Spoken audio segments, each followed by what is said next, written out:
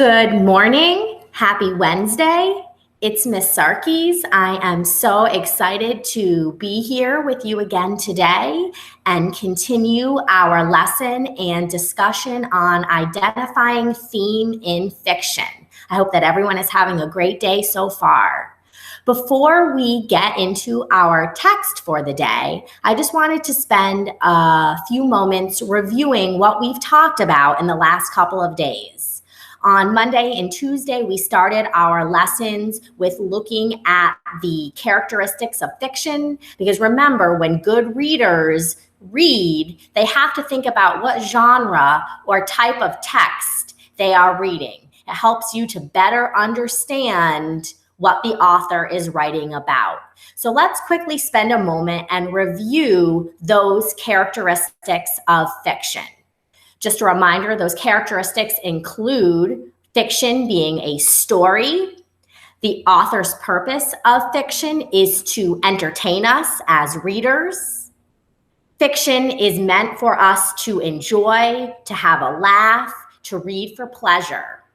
Of course, you know, when we read fiction, we are always looking for those story elements, such as characters, setting, following the plot of the story, looking at that conflict or problem, and the resolution or solution. We also know that when we read fiction, we must read it in sequential order, starting at the beginning, moving to the middle, and then the end. And lastly, most of the time when we're reading fiction, there's going to be a theme. The author has a moral or a lesson that they want us as the readers to learn in the story. And that's what we've been talking about this week. We've been reading a fiction story, and then at the end, we've been discussing what is that theme? What is that moral or lesson that the author wants us to learn? So I'm going to share my screen with you now so we can look at our fiction story for today. And this story is going to come from Common Lit. The link for this story is in the lesson for the day. So if you want to bring up the story on your own computer, go ahead and pause this video and bring up the link, and then when you're ready to read along with me, go ahead and press play.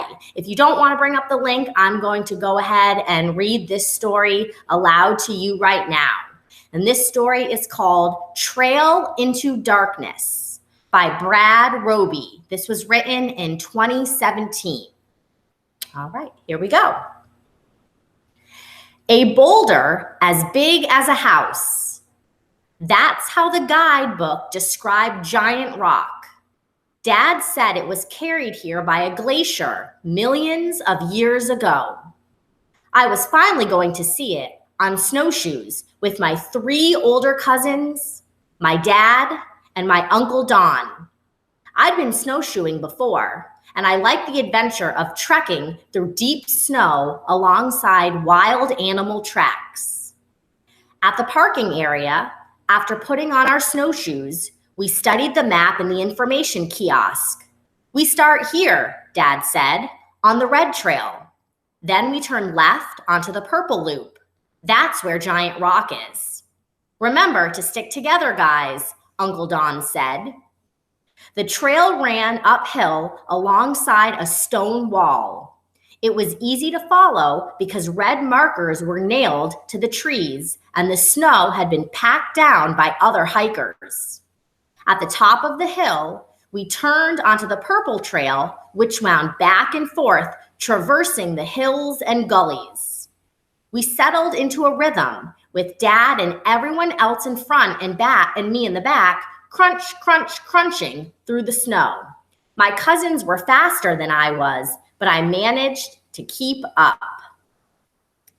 The late afternoon sun felt warm, although it was already sinking lower.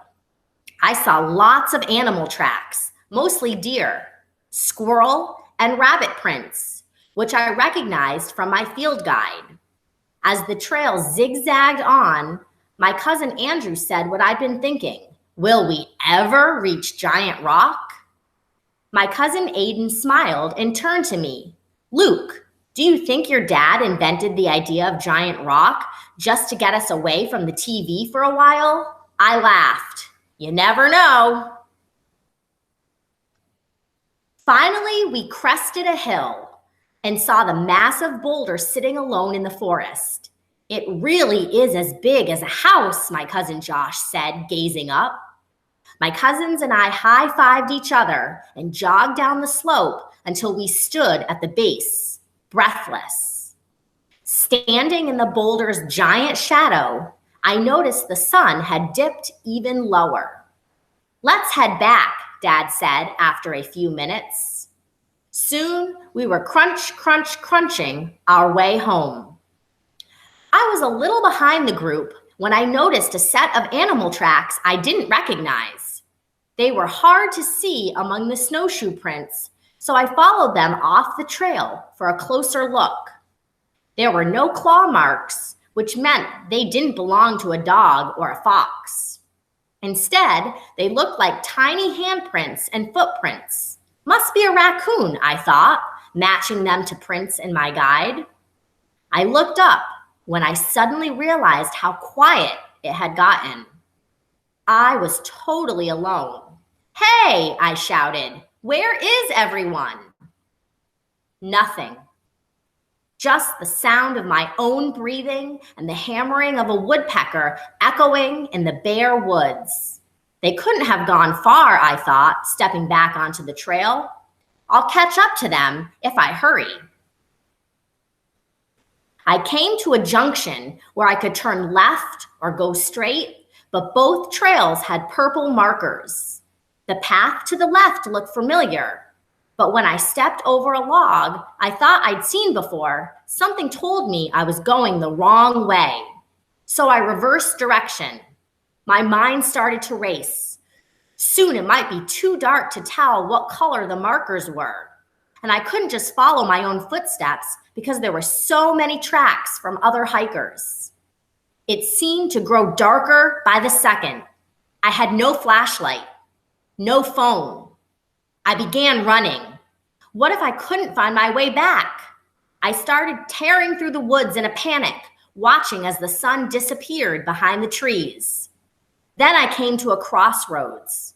Which way should I turn? Stop, I told myself. Think. I pictured the map again. To get to Giant Rock, we had turned left onto the purple loop. To get back, I needed to do the opposite and turn right onto the red trail.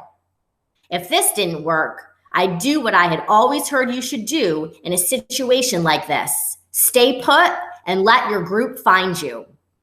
I heard voices, someone calling. Then I noticed the stone wall, the trail running alongside it. This had to be right. I plunged downhill in giant steps. And then, the best sight ever, the parking lot and my family. I shouted as I ran toward them. Luke, are you okay? Dad's voice was urgent. He shined a flashlight in my direction. I'd only been lost for minutes, but it felt like forever. Now, all I wanted was a bear hug from Dad and to make tracks for home. All right. So now we're going to spend just a couple of minutes talking about the theme.